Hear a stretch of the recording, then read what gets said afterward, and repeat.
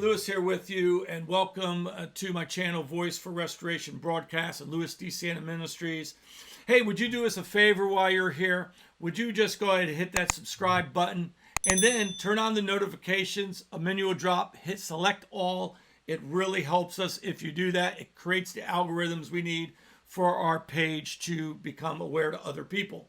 We're going to just talk a couple things, in the news and what the Lord. Now, just so you understand something, I find it funny to think that every day the Lord gives me a word that's of the magnitude as the one I had about this season, even though I feel in my spirit today that the enemy is ramping up the spirit of witchcraft over the people. And what that will bring is oppression and depression and fear.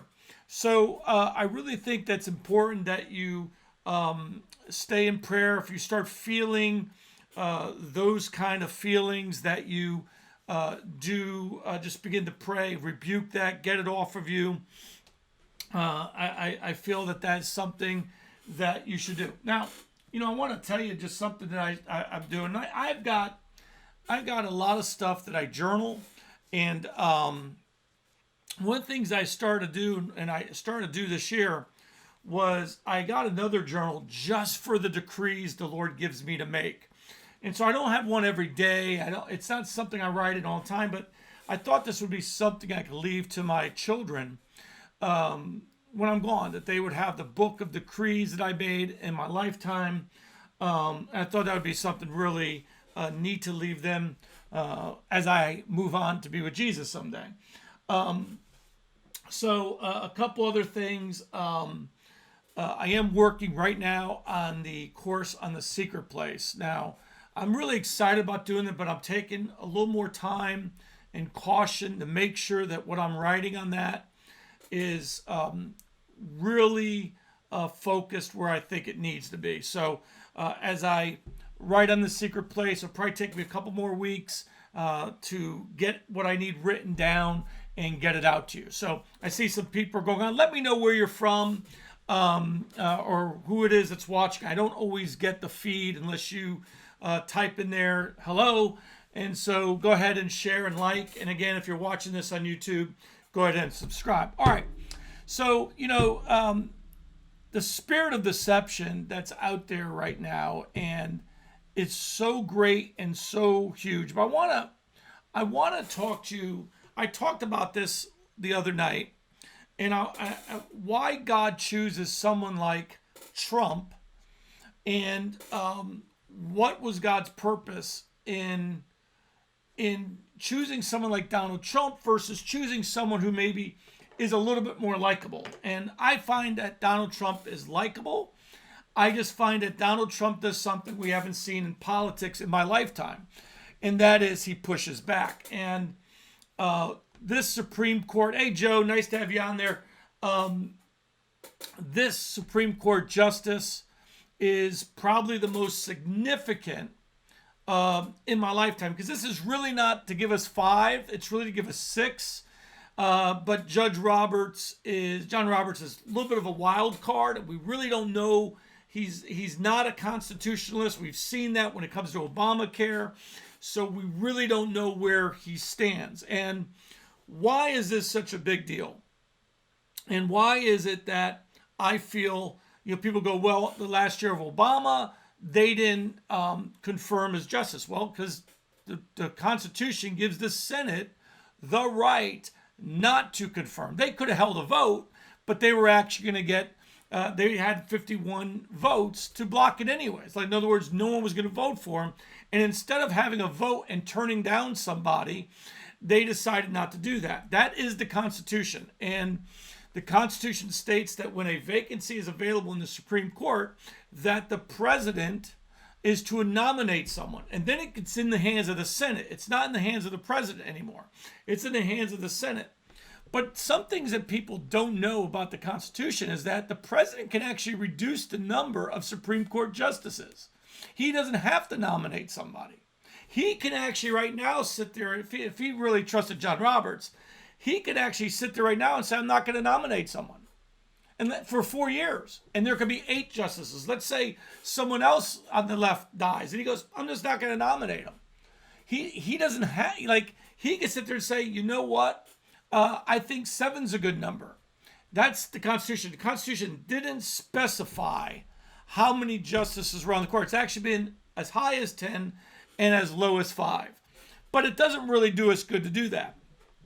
But let's understand what's going on here.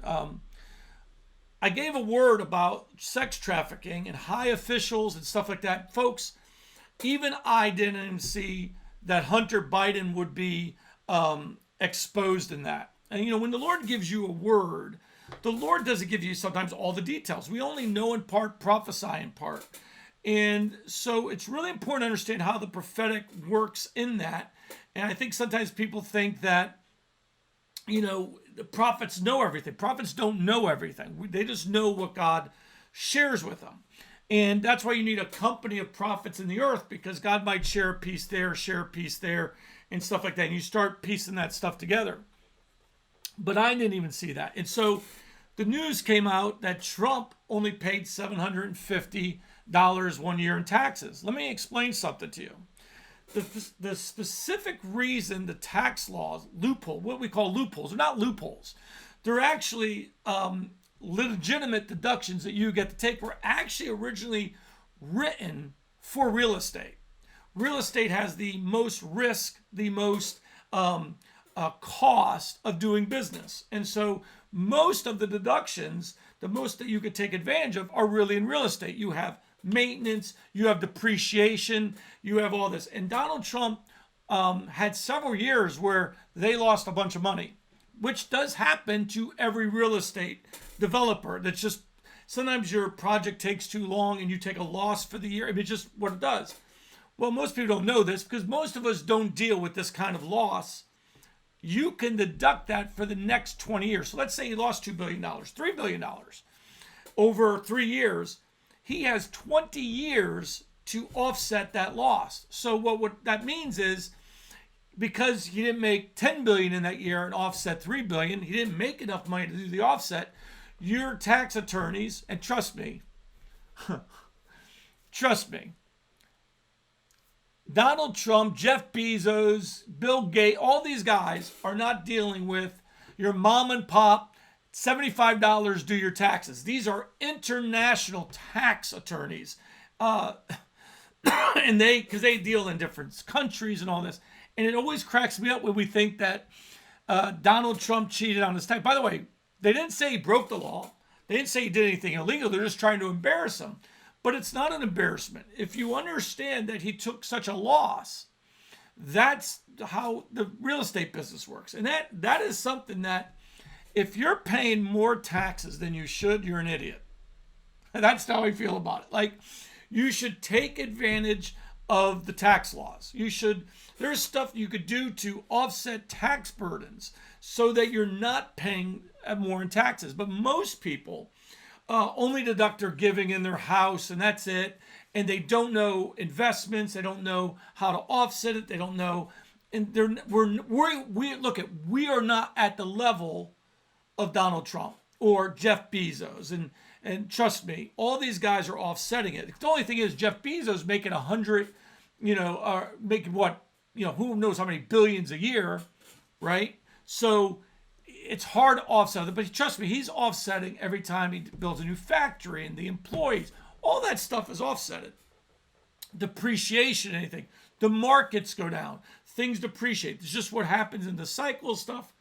It's just a distraction, but that distraction was created because the other revelation was Joe Biden, which, by the way, is perfectly legal. You set up we'll see if you did it legally. You set up your business as an S corporation. Let's say I have a real estate business, or let's say I have a how can I do this? I have a law firm, because John Edwards did this and was exposed by Dick Cheney.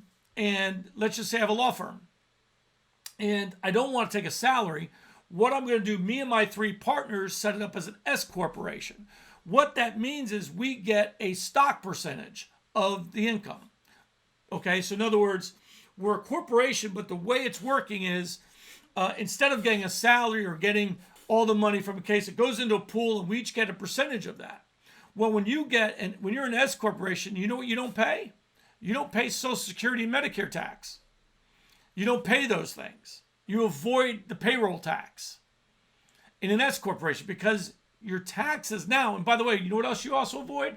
The 34% tax rate, because that is taxed at a capital gains rate of 20%. This is the part of thing that Trump wants changed. That why is it these billionaires on Wall Street are only getting taxed at 20% when he and other guys are getting taxed at 34%? And I get his point, because there are hedge fund guys who make $1 billion a year and they start out at 20% where he starts out at 34%. Now, arguments can be made about loopholes. They're not loopholes. That's a statement made by people who think when you take a tax break, that somehow it's a loophole. It's not a loophole. It's a legal deduction. When you deduct your mortgage, it's not a loophole. When you deduct your charitable giving, it's not a loophole. It is the tax law. And so when they sit there and say stuff like loopholes, it's not a loophole. It's actually the tax law. Anything you take that you're not supposed to take is called criminal offense. And so trust me, Trump's got zero criminal liability and probably no civil liability at all. Because these lawyer firms that he has are the ones, I mean, I cannot imagine what it's like to do, to pay taxes for someone like Bezos or Trump. And so there's lawyers that handle all that. Matter of fact, they are international law firms because they have to deal in every country and continent. They have to know the tax laws, and these companies have lawyers in every country that are tied to them. And it's just amazing. You don't hear about these guys because, to be honest with you, we don't need them. We're not dealing with that kind of investment and that kind of money, and it's just a way for them to stir up something. But the big news to stay focused on is Hunter Biden, because that was the small one in Moscow. We know China gave him $1.5 billion investment into his hedge fund, his investment fund, after flying to China with his dad on the government plane where he was vice president, and he met with them. And the Obama administration started giving. Let me explain how this works. I want to explain to you how the government works, public officials. Harry Reid was a government employee for 40 years. Harry Reid leaves office. He's worth like $40-50 million. How do you do it? What you do is you set up a foundation when you're in office. You maybe have your wife or your children lead that foundation. And then when you meet with people, they don't give to you because that's illegal. They give to your foundation. And that's how it's done. That's how the Clinton Foundation, it's called pay to play. And that's how the Clinton Foundation was worth $200 billion, $200 million, whatever it had.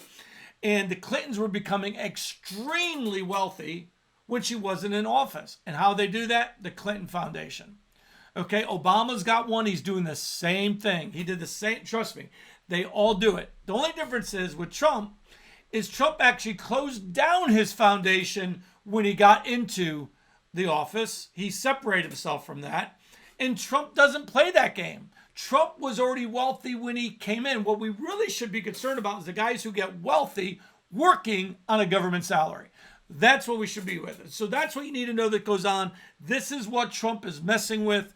And some people go, well, he always seems to come off harsh. Yeah, he does. He's a New Yorker. And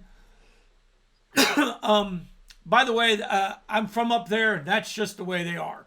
And it's kind of the personality, they're just flat out in your face. And that's a little rough. I get that. And someone said to me, well, he's not moral. And I want to say this. Trump is the most moral president that we have had since Ronald Reagan. And that's a bold statement. And I'm going to explain why. Donald Trump doesn't lie to us. He campaigned, told us what he was going to do, and he works his tail off to do what he said he was going to do. And he's the first president since Reagan that actually did it. That's the stunning thing to me. Like, morality to me must begin with you not lying to me. That's morality. If you lie to me, by the way, and I got some of my leaders on here, they know this about me. If you lie to me, it's over, because I don't know how to have a relationship with someone if they lie. So if they begin to try to deceive me, I don't know how to have a relationship in that, because truth has to be the foundation of our love. Yes, but I can love you, but you have to show your same love back through by telling me the truth. And if you lie to me, then I don't want to be in a relationship with someone that I have to question everything they say. Did they really mean that? Are they really going to do that? Are they just lying to me? Are they deceiving me? And what shocks everybody about Trump, and what really shocks them, is he's doing it. Like, they knew this about Donald Trump when he came down the escalator. He's not a politician. He doesn't know our game. He doesn't know that we say everything on the right and the left. Look at the Republicans. How many did they say they would get rid of Obamacare? When it came down to a vote, they couldn't do it. Whether it be Boehner and Paul Ryan, right? These all campaigned as conservatives. They all told us they were conservative. And when it came down to governing as a conservative, we see that Paul Ryan and all those guys did not govern as a strict conservative. They did not work with Trump. When he was doing conservative things, they did not help him do it. Matter of fact, under Paul Ryan, Trump gave him a big package, because he said, but that's the last time, because he said they didn't do what they promised me. And he learned a lesson, because Trump deals with people that you either tell them the truth or Trump doesn't do business with you. And that's rare, okay, because politics is about convincing you for your vote, but not really doing what you say. That's normal politics. That's the normal thing. And so here comes Trump, and he is doing what he said, but he's not doing it with the intellectual speech. By the way, just so you know this, they said all this stuff about George Bush. Okay, George Bush 43. They said he was a Nazi. They said he was a crook. They said he was a draft out. They said all these things to him. Bush didn't push back. And you know what? One of the big regrets that Bush said after he left office was, we should have pushed back more, and we didn't. And because Bush didn't push back, we lost a lot of ground.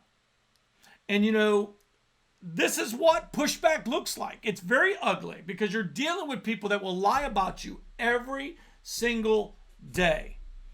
And it used to not be that way, okay? I mean, so let's talk about Justice Barrett. What a fantastic woman. I read some articles from some of her former students who have said that what you see is what you get. She's the smartest person in the room and the most humble. She mentored the first female, I think it was deaf clerk on the Supreme Court. She mentored her so that she could be a clerk on the court. She clerked for Justice Scalia. So the talk is that she has got a lot of the same fiber in her as Justice Scalia. And she was thought about, when Scalia passed, that she would be thinking, but they were saving her for RBG. They were just saying to place woman to woman, stuff like that. And it's going to be ugly, and we need to keep praying, because we need to strengthen the hands of those who have to vote so they don't become cowards in this, because they're up for election. It's not an easy vote for some of them. But we need to, my attitude is, number one, you're already on a retirement package. By the way, if you're a senator and you make it through one term, you already have 50% retirement. But some of these guys have never had a job. Okay, just so you know, they haven't worked a job in a long time, and so they want to be in politics. I mean, I would too if you're going to pay me for working 6 months out of the year. No, I don't want to be in politics. So we need to pray about this. Now, let me tell you where the ugliness started. And it's just an interesting note. I've talked about this before. Just a very interesting note. But in 1985, a young senator was elected to the state of Kentucky, and that guy was Mitch McConnell. Mitch McConnell was there in 1987 when Judge Bork was nominated for Supreme Court, and he was nominated in the White House, and Ted Kennedy immediately, within 5 minutes, went on the Senate floor and literally lied to the American people about who this was, that you were gonna go back to slavery, and your kids, you hear the same rhetoric, right? You're gonna go back to slavery. These are the guys who enslaved. The Democratic Party is the one who enslaved everybody. And they keep telling everybody you elect a Republican, you're going back to slavery. The Democratic Party, and I am sorry, I know this offends some people, the Democratic Party is the party of slavery, oppression of women. By the way, it's a Republican Party that also passed a women can vote and all that stuff. It's always the Republican Party that does this stuff. Okay? It's always been the Republican Party. I'm just, and we need to push back on every lie. All right, so that was 1987. It was the first time that had ever happened. And it was never an ugly process when it came to the Supreme Court. Never. All right?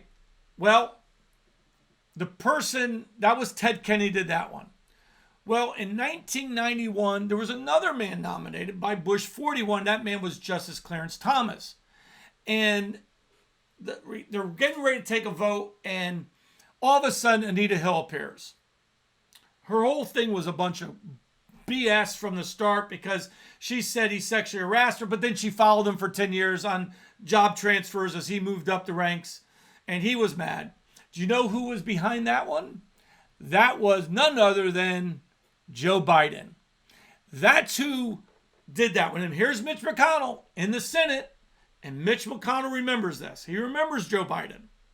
He remembers what they did. Okay, let's fast forward because they've done it for pretty much everyone, but nothing. The three big ones are Bork, Clarence Thomas, and then Kavanaugh. Kavanaugh was literally the most gross lie. By the way, all the people got disproven for that. They all changed their stories when they had to go on oath to the FBI. When the FBI sent out all its agents to investigate, they all recanted their stories because now they were under penalty of perjury. You had to fill out your statement, and you had to sit there, and on the bottom of it, you have to sign. It says that you could go to jail for you actually filing a false report and lying to an FBI agent. It's one thing to lie before Congress. We've seen that does nothing. But you lied to an FBI agent, you're going to jail. And they all recanted. All right. Mitch McConnell, do you know who was behind that one? That was Kamala Harris. That's who stirred that one up and was the big push to stop it was Kamala Harris. Mitch McConnell knows that. And he has dreamed his whole Senate career of changing the court. By the way, I want you to be prepared for this. Changing the court will not end abortion. It will just bring it back down to states where we get to vote. And when you get to vote, when you get to sit there and say to your state legislators, if we don't like what you do, we're going to vote you out. See, what the Supreme Court did was took us out of having representation. That's what the Supreme Court did. That's why it was a violation of the court. It is a violation for the Supreme Court to make law or make something legal. It's a violation. They're not supposed to rule that.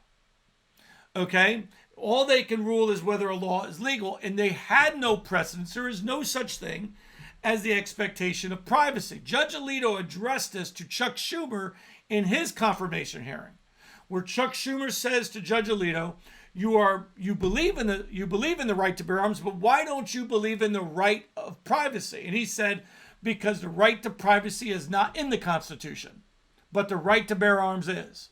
And I would challenge you to find it. You have the right to you are protected from the unlawful or without probable cause the search and seizure of your stuff. In other words, can the government search your property? Yes. Can they seize your stuff? Yes. but not without due process and probable cause. In other words, so if I had the right to privacy, let's put it this way, if I had the right to privacy, you could never come in my home. Not even with a warrant, because that warrant would be in fact unconstitutional, because it would be violating my right to privacy. And that's actually what they based abortion on, was a woman has a right to privacy. And they know it's weak. By the way, they know it's weak. And that's why they protected the court, because what they could not pass through legislation, the courts did it for them. Just like Obamacare and all this. And they know it's weak. And so it's not that it's going to end it. It will just kick it to the states and go, okay, each state, obviously California will probably have up to 3 years old abortion for all we know. But places like Texas and Florida, there might be a cramping down on this abortion on demand. And by the way, where a 14-year-old gets to have an abortion without telling their parents, are you kidding me? Because there's follow-up medicines. You can't give a kid an aspirin in school, but a 14-year-old girl could go get an abortion. Okay, that's how ridiculous that is, and that's the battle. So that is what we want is someone on the court who's going to constrain themselves to the Constitution. Ruth Ginsburg was not that person.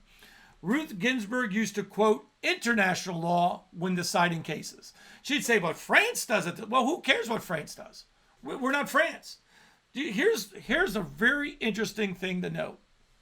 I think it's either France or Britain have had something like 20 constitutions where we have had one.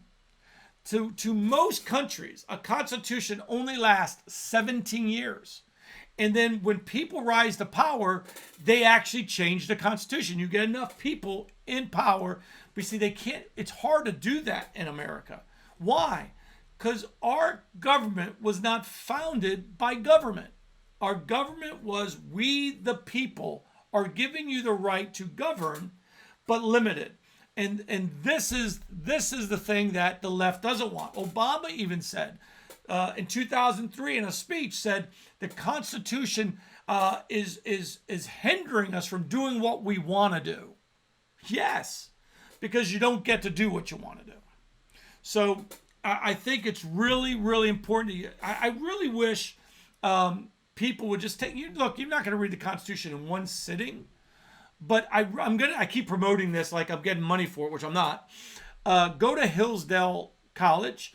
I think it's hillsdale.edu, and sign up for the free constitutional courses. And they're free. You get to do them. I'm telling you, you'll be blessed. I'm just telling you, you'll be blessed. I grew up in my own constitutional course with my dad. He was a lawyer.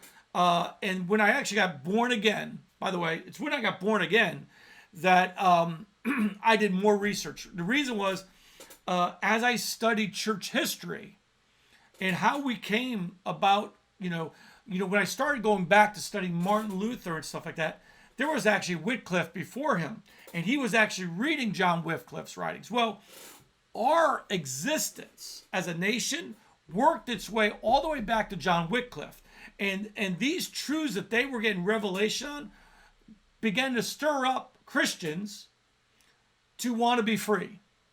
And so there's a couple good books out. One is The Story of Liberty, and I think the other one is The Sweet Land of Liberty. They were actually written in 1871 and 73. They go back all the way to Wycliffe to that time period. And I suggest you get them. I don't know if they're in print, but I think you can get them on Kindle or maybe Apple Books. So I'm not sure which one. I do have them on one of those. But it's something, I have the hard copies of them, and it's something I would recommend. And again, these are long reading books. So let me go back, because I know some of you jumped on here late. There is a spirit of witchcraft being released right now. Nothing you need to be afraid of. But what I want you to be aware, if you feel the spirit of fear, if you feel the spirit of oppression, you start feeling heavy in the day, then just rebuke it and just just all you got to do. Like, you don't have to get into this like spiritual, frothing warfare. Just get yourself focused back on Christ and ask him just to, the angels will help you. But I'm just telling you, because I felt it released today. And the Lord said to me, and I said, it took me a while. I was like, Lord, what is that? He said, that's a spirit of witchcraft that's been released right now. The enemies, look, there are people sacrificing babies and trying to do everything to conjure up demonic spirits. We don't fear those things, but if you're not aware of them, you could get knocked off before you know what happened. And it's not that Satan is all powerful, but he does have power. Okay, just next to Christ, it's like nothing. And he does deceive and he does oppress. And by the way, demons do possess people. So I just want you to be aware of that, the atmosphere. But I want us to keep praying. I know we've only got 30-something days to the election. And I'm not going to do a video every day, but I might start ramping them up as we get closer and closer and closer to that.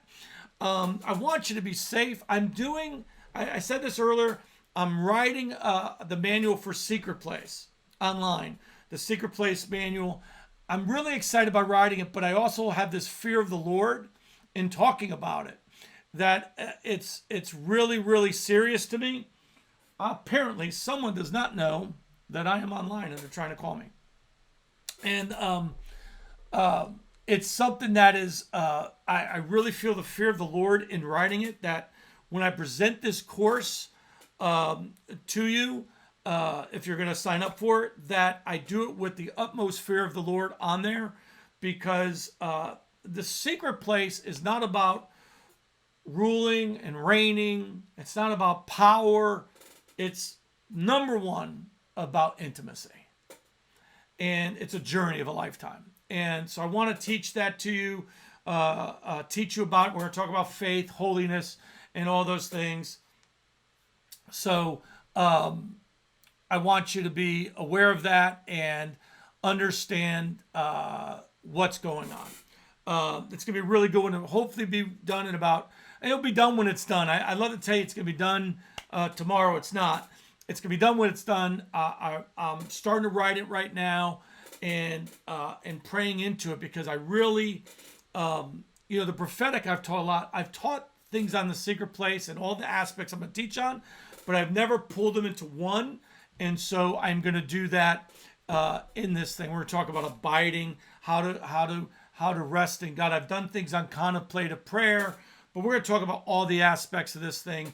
It's going to have several different things in there. I hope you'll sign up. If you want to be part of my newsletter on that, go to DeSiena.com, scroll down the front page and sign up. By the way, while you're there, go into the store and get yourself some free stuff. I've got a whole bunch of free teachings for you. So go on there and sign up at DeSiena.com. Go to the store. I've got a whole bunch of stuff that I just give away. So you don't even have to pay for anything. I don't send out a bunch of newsletters. Usually, from there, I send about one a month. I got to ramp that up a little bit, but if you want to get my weekly one for the Gate as the senior leader of the Gate, then go to thegatejacks.com and sign up there for the newsletter as well, and you'll get that email. Sign up. Make sure you do the process on both of those.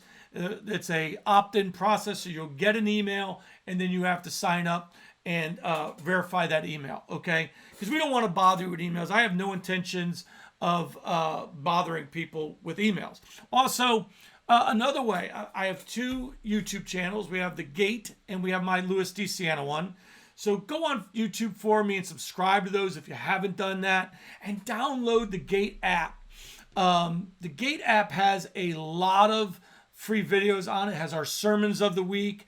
So go ahead and do that. It's also free. This isn't about us getting money from you. I won't even ask for money here. But okay, don't want to do that. I just want to sit there and bless you. Let me pray over you for all those that are on here and will come on here later. Let me just pray over you. I really want to pray over you tonight. So let's just pray. I'll tell you what, why don't you pray with me? Turn on, I always tell people, open up your hands and turn your face upward and smile. There's a scripture in 2 Corinthians 3:18 says, with an open face, we behold. This is an open face. This is a closed face. This one's inviting. This one says stay away. Okay? If you come to my door and I go, hey, guess what? I'm saying, you're welcome. If I go, what do you want? Guess what I'm saying? You're bothering me? Get away. Open your face before God. Let the Holy Spirit just come right now and rest upon you and fill you with his joy, his love. I see some people on here. So I'm going to kind of scroll through the names and pray for you directly, if you let me do that. Hey, Joe's on here. Lord, I just pray that you would pour out your spirit upon Joe, upon, I guess it's Sissy, David Buckaloo is my old chief in the Navy, Devin, one of my spiritual kids, Margaret, she's a prophetess, but she's also one of my spiritual kids that have been with me for a long time. Chris Shoes here, Susan, Rebecca's another one of my spiritual kids, Jacqueline, how you doing, sweetheart? Ann and Karen, Kathy and Ashley. I haven't seen Ashley in a while. Lord, I just pray for these people. I pray for everyone who watches this. Lord, I just rebuke off of them any spirits of darkness, any spirit of the oppressor, any spirit of fear. That's not the fear of the Lord, but fear of man and fear of darkness. Lord, I rebuke that spirit off of them right now. I release them the spirit of might and the spirit of power by the Spirit of the Holy Spirit that would come upon them and infuse them and rest them. Lord, I ask that you would just release angels around them. Lord, I ask in this season that you would give them, grant them boldness of speech as they pray for the sick, as they pray in their prayer closets, as they pray over their families. Lord, let angelic activity begin to, let the manifestations of the kingdom be in their homes, in their businesses. Let there be signs and wonders that begin to manifest that says, I love you today. A kiss from heaven. Lord, I rebuke off of them poverty. I rebuke off of them lack. I speak that they shall be abundantly supplied. And every seed that they sow into the kingdom, Lord, you multiply it back to them. You don't add it back. It says it will be multiplied. So, Lord, you choose the number 30, 60, 100 and multiply all their giving. Let them be abundantly supplied in everything you call them to do. I thank you for it. Lord, I bless their marriages. I bless their children. If they have prodigals, Lord, bring the prodigals home to us. Lord, give our children, give us, but give our children a heart after thee, that they might seek you. Lord, I ask that you visit your people in the night seasons. While they're on their bed, come to them in dreams and visions and speak to them and seal up wisdom deep within them. I thank you for that. Lord, I bless you. I bless them. I bless you in the mighty name of Yeshua, Jesus, the Messiah, the Holy One, your elder brother, your advocate, the Son of God, your sacrifice, your Savior. I bless you in the name of the Father, the Son, and the Spirit, that all grace may abound to you, that your sins are forgiven and not just blotted out, but you have been washed in his own blood and made clean.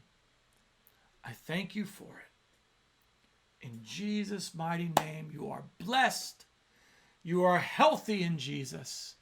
You are abundantly supplied in Jesus. And the power of God not only rests in you and on you, but it flows through you. So go forth in the boldness of speech and declare the good news of Jesus to everyone you hear and see. You have a great, great